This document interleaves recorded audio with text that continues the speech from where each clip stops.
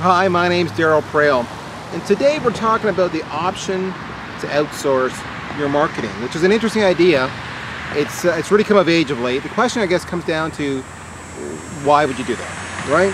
So the basic premise of outsourcing the marketing means that you have access to expertise in every marketing discipline from an experienced team of specialists, and they can be scaled to suit the projects regardless of size or scope, which is certainly the flexibility you don't have necessarily in an in-house team. You don't have that cross-functional skill set. So that flexibility represents kind of the first and the most critical benefit of marketing outsourcing. A company pays only for the services used and for the length of time used. So just farm it out. Now, what does that mean? Well, let me look at it this way. What does it not mean?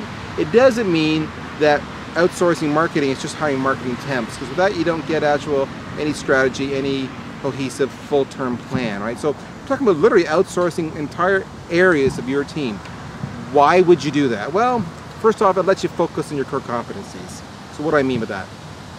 I mean that even if you've got your own marketing department today, you have, by using the outsourced marketing, you free up your in-house personnel to focus on other areas and other obligations that are suited to their strengths. So they're really focused on executing what you need to do.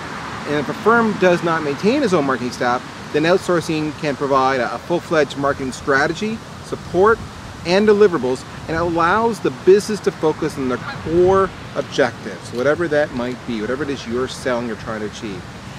This is neat. It gives you media and discipline neutrality. What do I mean by that? Well, I said if I were to go engage an advertising agency, for example, or a branding company, then by default, they're biased to serve their fundamental purposes. Everything is advertising, or everything is branding, right? Where with the outsourcing, they can look at it holistically, and they can say, what is in the best interest of this company? So the outsourcing team actually has a different objective. It's to identify and deploy the resources needed based not on what its in-house talent is, but on what the strategic analysis of the company's goals, market position, and budget are. So, neutrality. It allows you to reduce your overhead. So by engaging a marketing outsourcing firm, businesses can avoid or reduce the cost of additional office space, computers, vendor relationships, and access to credit when required, because you're no longer really handling it in-house. All right, so that's gone, and that's a fair-sized investment just out the door. No benefits, no vacation pay, gone.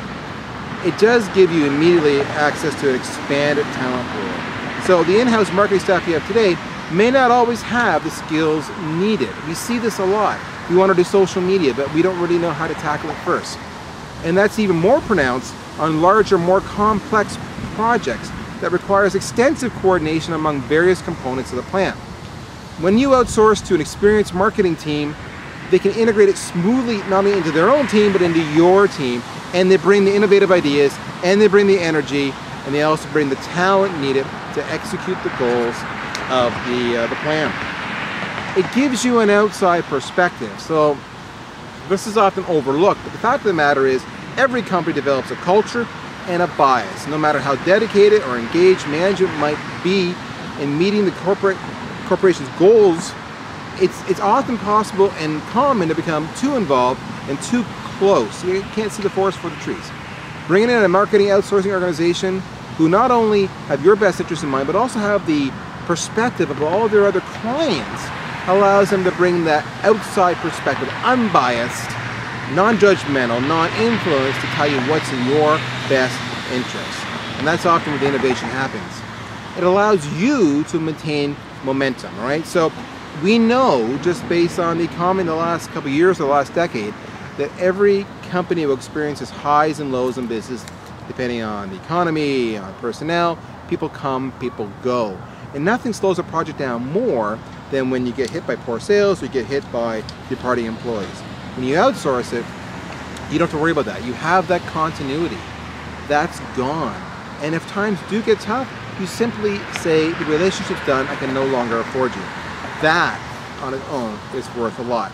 So, another thing to think about is how it allows you to adapt to changing dynamics, right? So, the idea that, suddenly social media is huge. Do I go and hire social media experts? Do I hire an agency? Well, you don't have to worry about that catching you off guard. So when the sales cycle changes, for example, It's now common to use online presentations. Air travel is much less. Do I need that expensive outside sales guy? Marketing's the same way. All right, so you change to the dynamics of the buying and marketing culture using the outsourced marketer. And you don't have to worry about it. It's all part and parcel of it. And finally, this is a big one. Greater accountability, all right?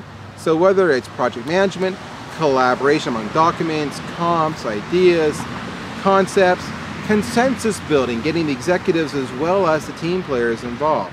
It gives you a big picture perspective and the analytics and the measurements to ensure that you're actually meeting the goals, you're on track, you're on budget.